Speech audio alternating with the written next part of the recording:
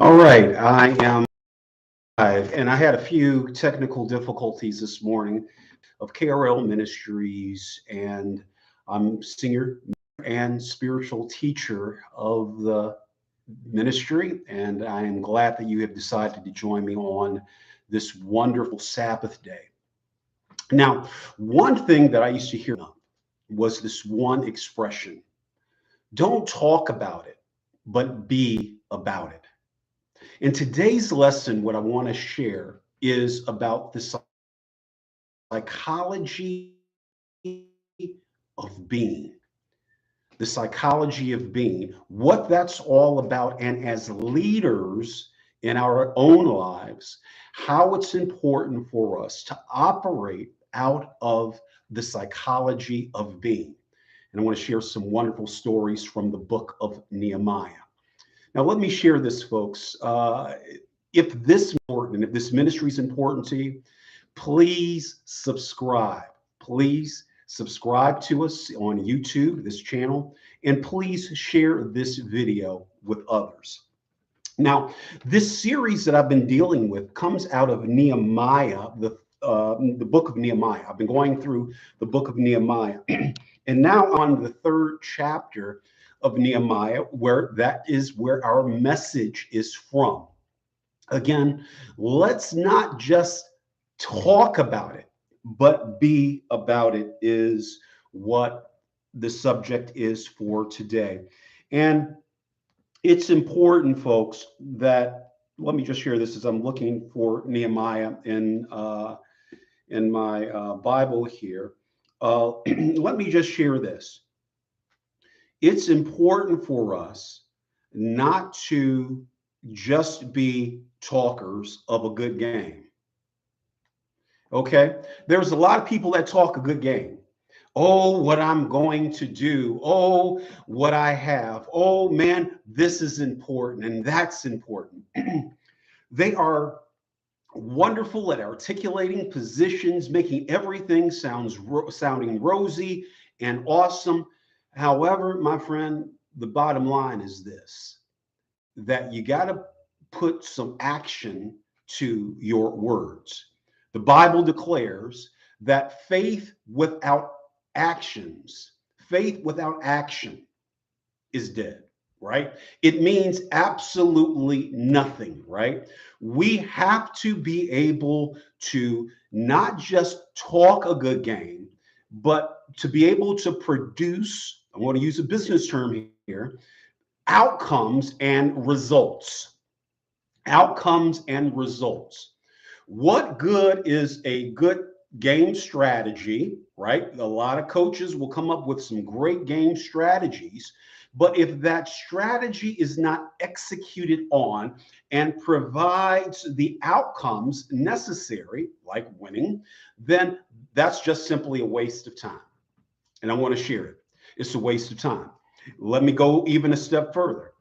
Oftentimes, I hear some great sermons. I hear some profound teachings. I hear, some great orators sharing truths, which means absolutely nothing if we are not executing on those words. Faith without works is dead. And I want you to hear me. It's dead. So we've got to execute on what we're talking about. And to go even another step further, it's not just executing, doing something. It's about being. And I want to talk about that in a second. I'm in Nehemiah, the third chapter. I am there. And I'm just going to pull out some key verses here for the reading in the beginning. Let me give you a little background. Nehemiah is tasked with going to rebuild the walls and establish the gates in Jerusalem. He got the okay from the king. He's now last week I talked about how he surveyed and how he rallied the people together. Now, this is the actual building of the wall as we were in chapter 3. He says, Eliashib, the high priest, and his fellow priests went to work and rebuilt the sheep gate, They dedicated it and set its doors in place, building as far as the Tower of the Hundred, which they dedicated as far as the Tower of Hananel. The men of Jericho built the adjoining section, and Zakur, the son of Emiri, built next to them. And we're going to go through all of the contributors of the building of the walls and the establishing of the gates. This whole chapter itemizes and shares what individuals did in the rebuilding of the walls. Now, let me share something, folks. Nehemiah was very serious. And what you see in the rebuilding of the wall, let me go ahead and share this, because what happens was that as they were rebuilding the sections of the wall, and this is the third chapter, opposition came. Matter of fact, the opposition came so strong and there were so many threats that Nehemiah had to be able to establish a militia, if you will, a guards to protect them as they were building the walls, because opposition came to attack them as they built the wall. Okay. Now, let me share this, and I touched upon this last week, but I want to share some principles about opposition. Opposition is the greatest when you are clear and determined to fulfill your purpose. And I want to share that again. Opposition is the greatest. It's the greatest when you are clear and determined to fulfill your purpose. As they were now going to build these walls, opposition broke out against them. Great opposition. Can you imagine that you got one team building the walls and the other ones guarding you as you're rebuilding? Opposition was at the greatest. Now, a lot of times, many of us look at opposition as maybe, well, this is not what I am supposed to do. Right? We look at opposition as, well, if I was on the right path, surely this would not have come up. And what happens is we tend to go toward the path of least resistance. But I want you to know, my friend, that oftentimes it's not the path of least resistance where our blessings come, but it's when we work through opposition, we work through that challenge. You know, my friends, a lot of times with opposition, and I'm sharing from my own personal experience, it may come from a perspective of, I've got to change up and do something different. Not change my goal, but maybe I need to do things a different way. I'm keeping focused upon the goal, but maybe I got to do something a different way. Folks, this is why I talk about coaching. I talk about mentoring. I talk about being around like-minded people. Because when I'm around like-minded people, when I'm around individuals who are coaches and mentors, they are able to maybe see my blind spots. They're able to see my blind spots. Maybe the reason why I keep hitting the brick wall is because I don't see my blind spot. I don't know what I don't know. I don't know what I don't know. And, you know, even I'll figure it out. Man, it will probably take you 40 years to figure out something that maybe somebody else has already gone through, that will take 15 minutes of your time to get the right answer, to be able to go in the right direction. And I want you to hear me. If we are uncoachable, if we aren't willing to submit ourselves to someone who will be able to give us wisdom, to share insight, to share truth with, then we'll always show up a day late and a dollar short. Or when we get there, guess what? The season has passed. The season has passed. I am going to do this and I am determined. Yeah, you are determined, but why, if it's taking you 25 years to get there, when you could have done it in 6 months? You know, I'm making a point here, my friend. I'm making a point.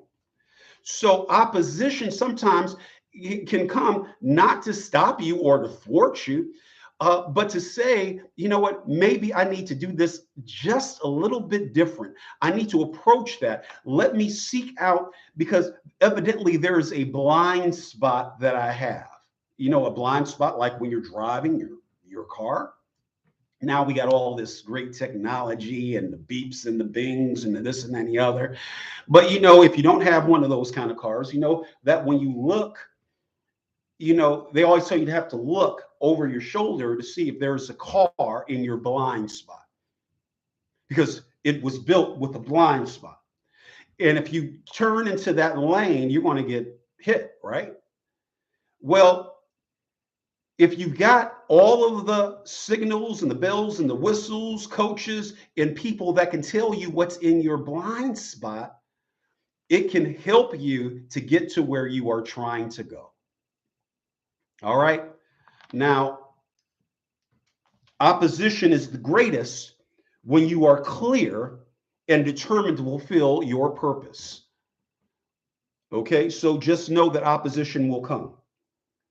Opposition, and I dealt with this last week, is designed to challenge your commitment. It's designed to challenge your commitment. Okay, how committed are you? Well, when the slings and the arrows of outrageous fortune are coming, when there are great challenges that lay before you, are you willing to be able to set your course in saying that I am committed to the direction that I'm moving in? Many people just simply say, okay, forget about it. And what does that say about commitment? Commitment, by definition, is when I'm wholly, notice that word, wholly, given all of me. I'm given to something or someone. When I'm wholly giving of myself, all of me, why not take all of me? That's a song from back in the day, right? But it's important that it's all of what I am. I am staking my claim here. This is who I am. I want you to get present to that, my friend. Get present to that. It's designed to challenge that level of commitment. Are you really committed? Opposition can only stop you when you give up. And I want to say that 2 more times. Opposition can only stop you when you give up. You know, it's interesting, as Nehemiah and the team are building the walls, opposition is coming at them. However, Nehemiah does not stop. The work does not stop. Nehemiah says to them, y'all keep on working. Don't worry about your back. We got you, right? And we're going to post guards. But it shows their level of commitment. It shows their determination. It shows that they are clear on their purpose, and it shows that they're not going to let anything stop them. God has given you, young man, young woman, dreams, goals, a vision for your life. What have you allowed to stop you? What opposition has come against you that you threw up your hands and surrendered? It might have been a marriage. It might have been a relationship. It might have been a course and direction in your career. It might have even been a ministry. What caused you to throw up your hands and surrender and saying, you know what, I cannot do this any longer? I can't do this any longer. So opposition can only stop you when you give up. When you give up. In Nehemiah, there was no giving up. In Nehemiah, he was determined. And folks, this is why I say, with your goals and your dreams, and particularly as we're going into this new year, that's why it's important for you to have to hear from God. That's why it's important, my friend. See, if it's something that I've created, it's something that I've made up in my own mind, if it's a Keith goal, not a God goal, if it's a Keith dream and not a God dream, then I'm not going to have the same level of commitment to it. I'm not going to be as determined with a Keith goal as I am with a God goal. See, because when I've got a God goal, I'm saying that hell nor high water, I'm saying fire nor rain is going to stop me from fulfilling that which God has called me to fulfill in my life. Opposition will come. Opposition will come. Opposition will come. But opposition can only stop you when you give up. There must not be any type of surrender or give up in your spirit. And when there's a God goal, when there's a God dream, when there's a God vision, there is no quit. There is no quit in my God dream and in my God goal. All right. Who you select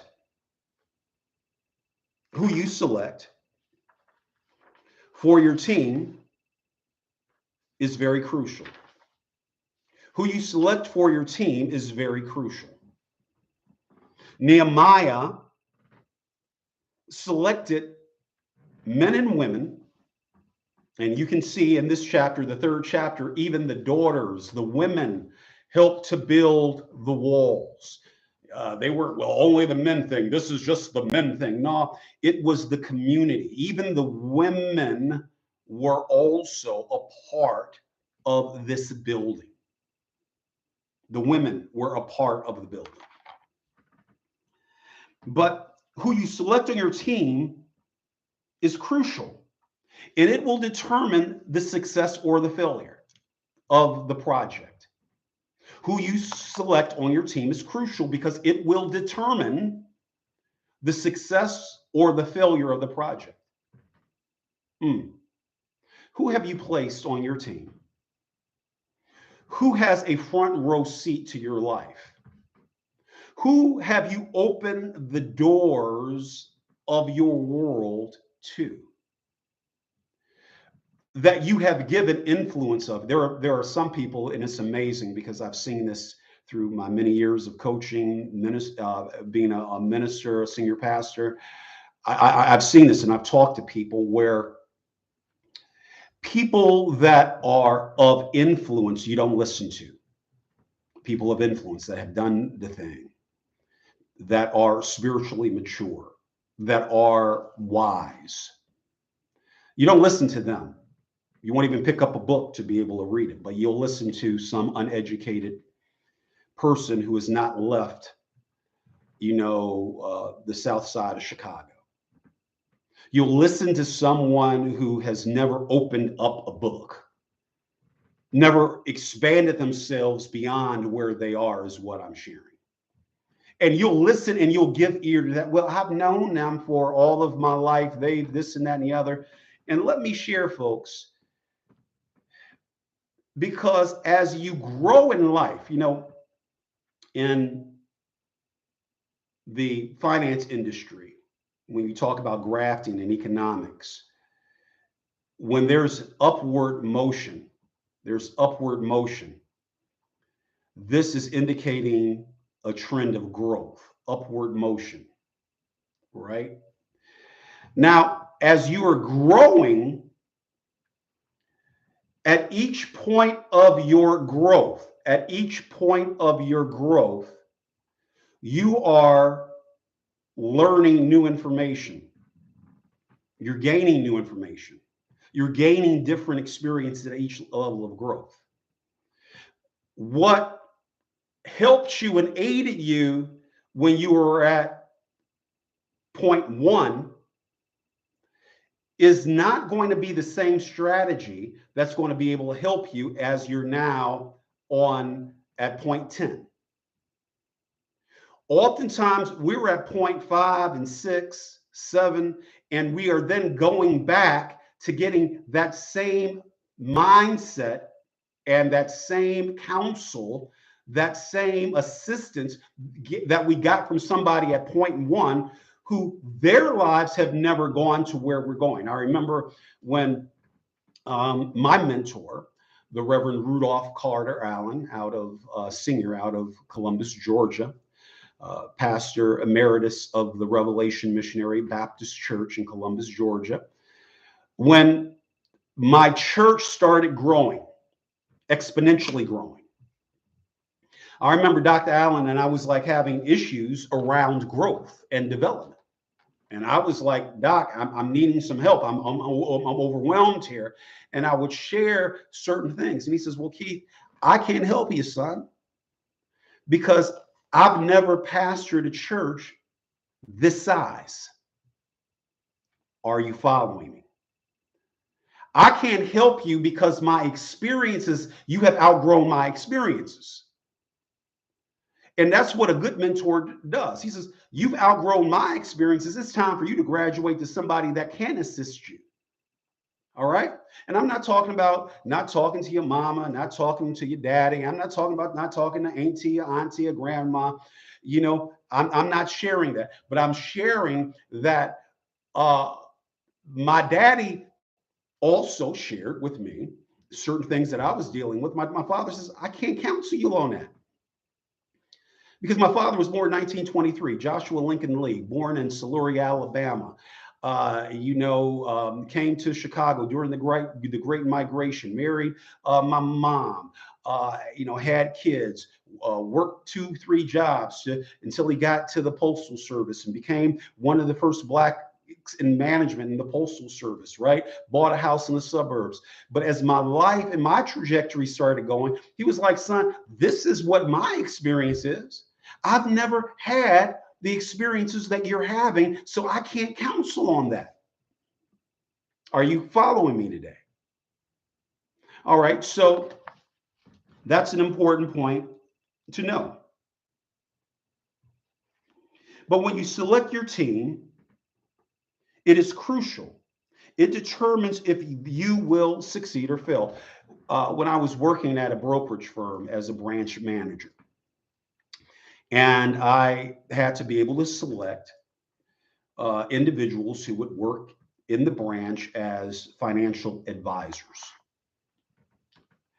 And, many of them, I didn't have an MBA and I was hiring MBAs. I was just totally amazed. God had placed me in that situation, right? I'm telling you. So, but I found out that who I would hire was so important because the company had goals for the branches. I had to bring in so many assets per month.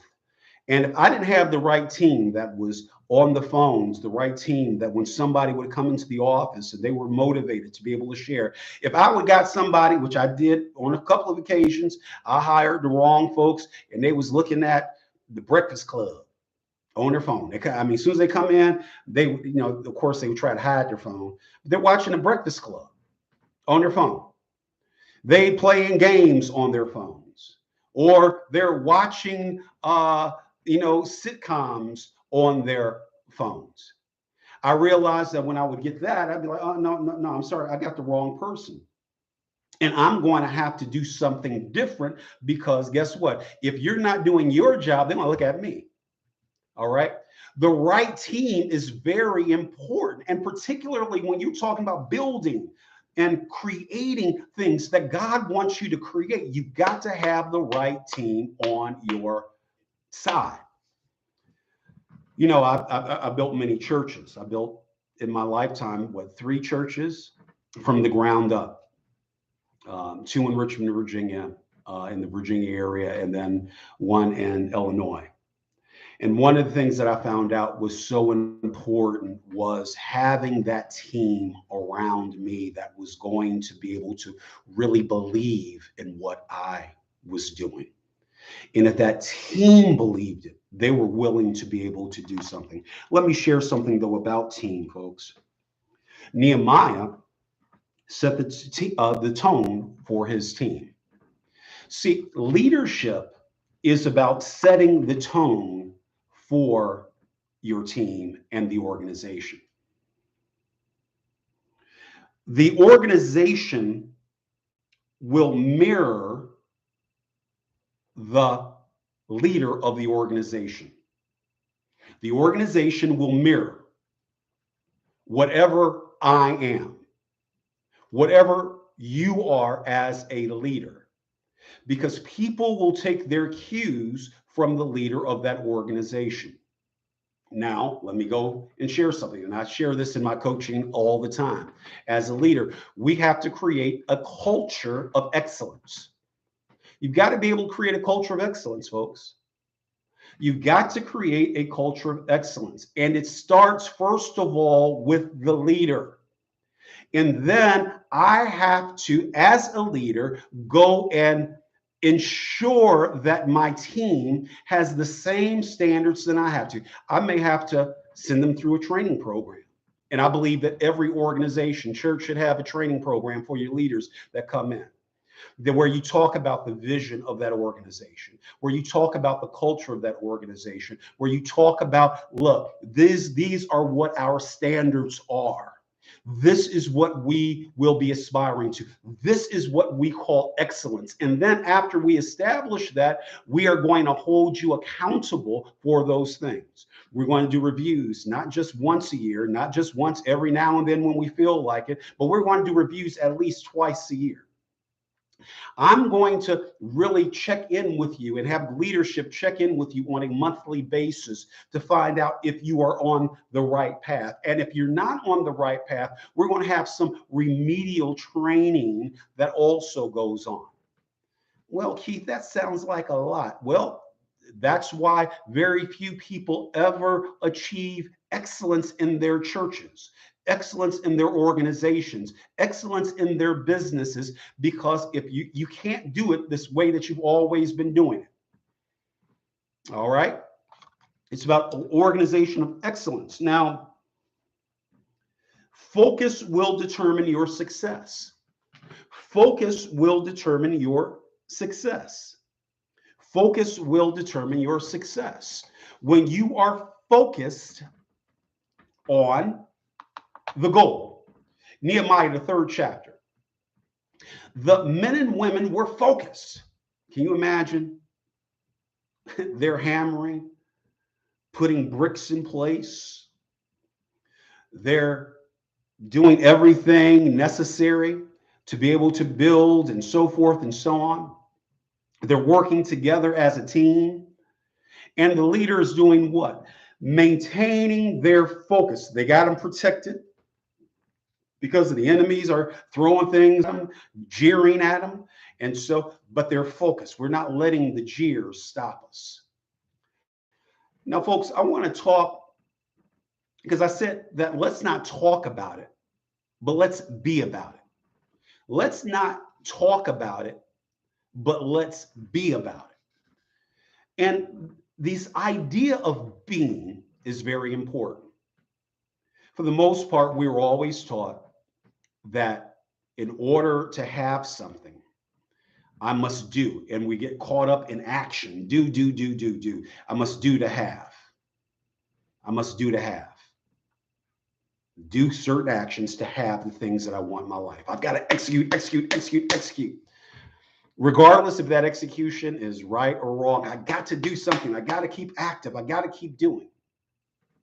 Well, the model which I'm operating from, that's important for you and that the Bible operates and teaches, is that we've got to operate in being.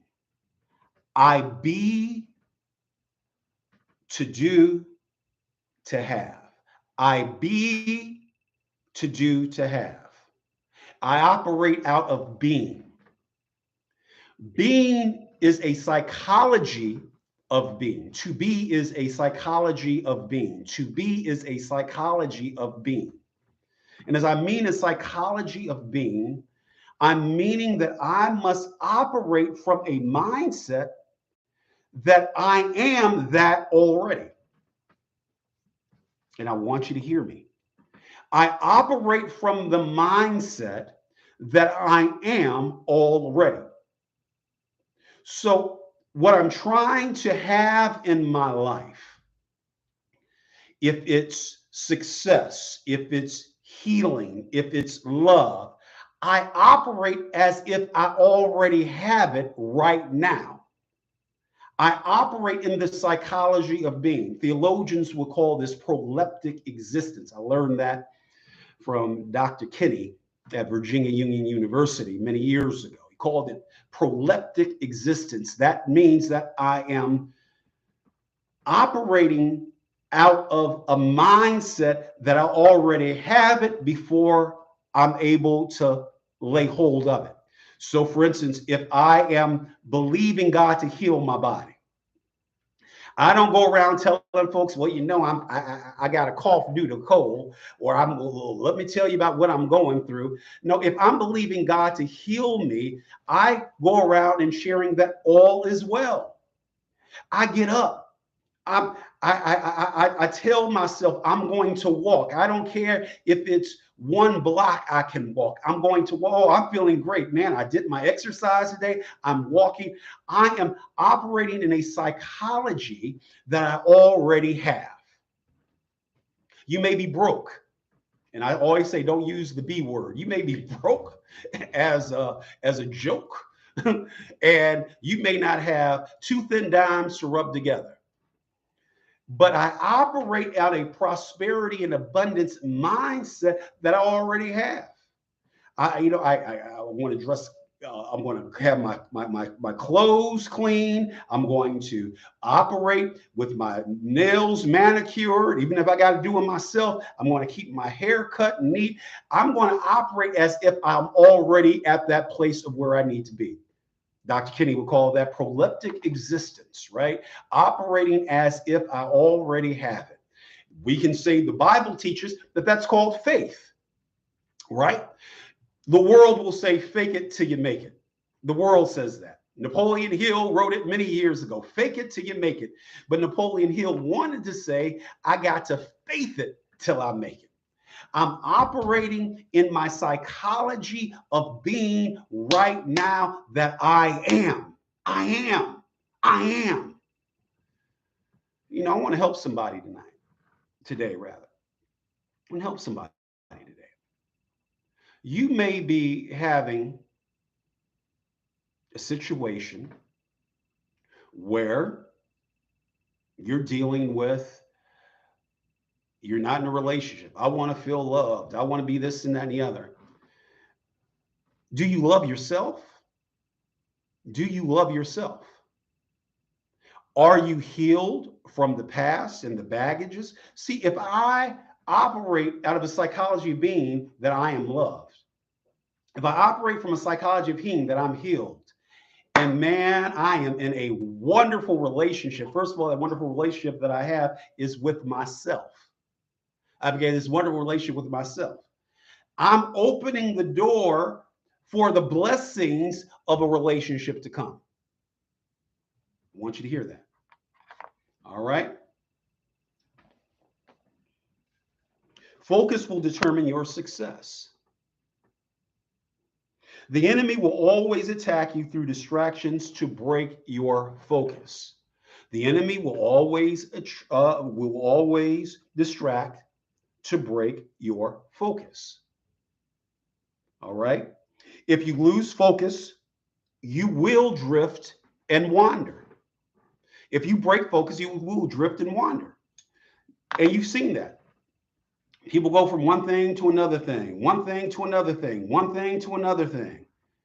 never accomplishing one thing, but going, well, I guess opposition, my focus, I want to do this, I want to do that, man. And then we tell them, well, that's really good because they're experiencing many things. No, folks, what we want folks to do is tap into their purpose.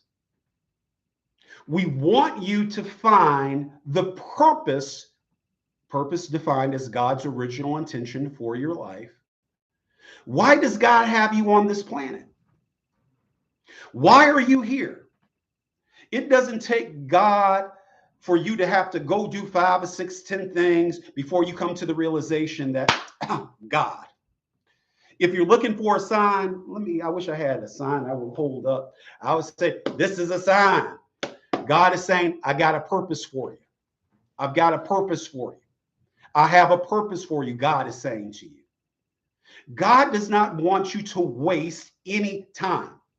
But we waste time because we say, well, I don't know, or maybe I'm doing this and maybe that. Yeah, true. All things work together for the good of them who love God, who are called according to his purpose. Romans 8:28. All things work together. True enough. However, that's because I chose to wander in the wilderness. I chose to drift and get off course. God wants you to discover, young man or young woman, right now, be it at age 16, 17, at age 15, age 21. People always say, well, man, how can kids graduate from high school at age 12? Because they're focused. Because at age 12, they've already know what they want to do. And most all the times it's science. I've got a good friend who has 2 genius sons, literally, and genius is a relative term. But they both graduated at 12 years old. They were in college at 12 years old. And they then got their graduate degrees before they were like 18 years old, et cetera. And they're scientists, but very early on, because their dad was a pilot. Their dad's a pilot.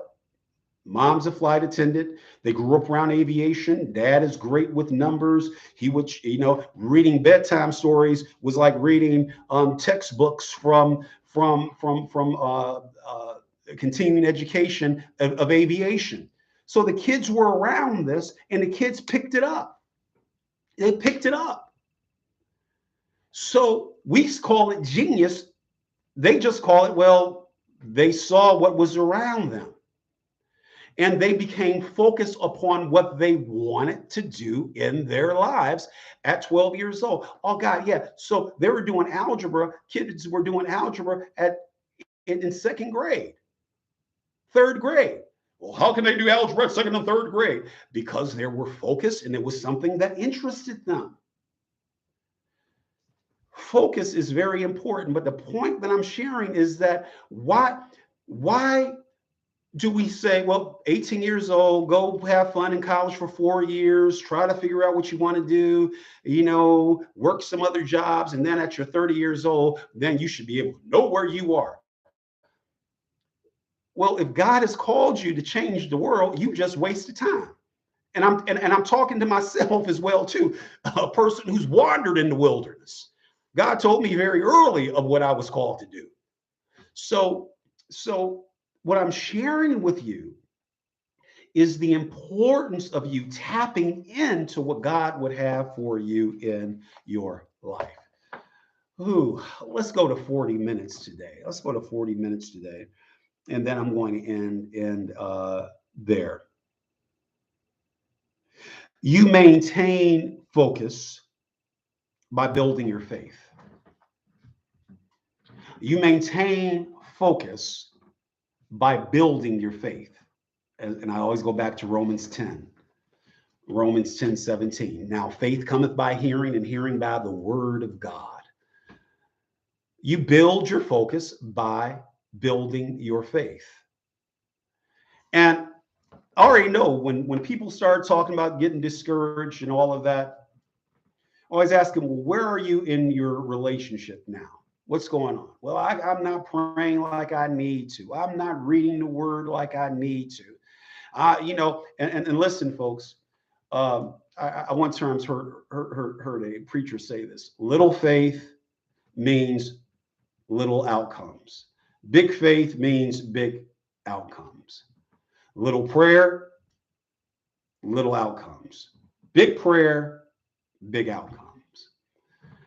And I know you've heard that before. But if you're going to be able to build something, I've got to continually to build up my faith. Faith cometh by hearing, and hearing by the word of faith. What is faith? Now faith is the substance of things hoped for, evidence of things not seen.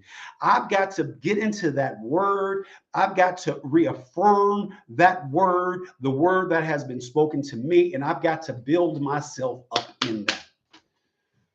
Whew. You know, folks, I've got to stop here because my time is up. I want to pick this up again next week, this same lesson next week. I want to pick up part 2 because I got so much more to share in terms of not just talking it, but being about it, being about it. And I want to talk a little bit more about that, operating in that psychology of being. Folks, if this has been a blessing to you, please share this message with others. Go ahead, click on it. Subscribe and share it with others. Put it up on your Facebook page. Share it with others. Put it up on your YouTube or your X Twitter and all of that. Share it with others, particularly for those that need to hear this message. This ministry is supported by men and women just like you who have found value in this ministry. And my friend, if you have found value in these teachings, please go to krlm.org and make a generous contribution to this ministry. Particularly, we got a couple more days in the year, and everything is tax deductible, and you will receive your credit for that. Well, listen, my friends, I want to say thank you so very much for watching today and being a part of this. Matter of fact, good morning, Siobhan. Let me share. Is there anyone in the chat that has questions? Anyone in the chat that has questions? Any questions about what we have shared thus far? And then we're going to sign off. All right. Any questions? One.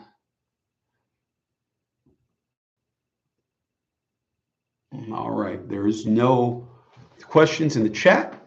And then if that's the case, well, listen, until next time, I am Keith Russell Lede saying live with faith and power.